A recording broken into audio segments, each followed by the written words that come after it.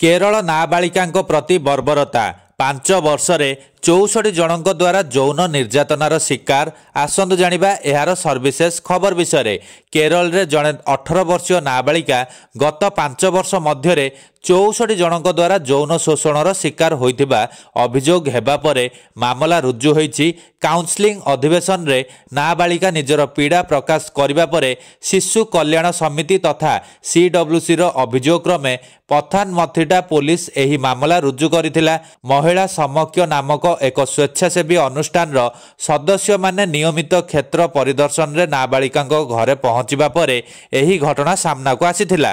नाबालिका जनक 5 वर्ष धरी भोगिथिबा निर्यातना वर्णना करिबा परे एनजीओ एहा पथानमथिटा जिल्लार शिशु कल्याण कमिटी को जणाइथिला। सीडब्ल्यूसी नाबालिका को काउंसलिंग करिथिला एवं से जणे मनोविज्ञानी सम्मुखरे मुह खोलिथिले। काउंसलिंग सेंसन रे नाबालिका जनक दाबी करथिले जे मात्र 13 वर्ष बयस रे तांकर पड़ोसी द्वारा दुर्सम आरंभ होइथिला। तांको एबे 18 वर्ष होइछि।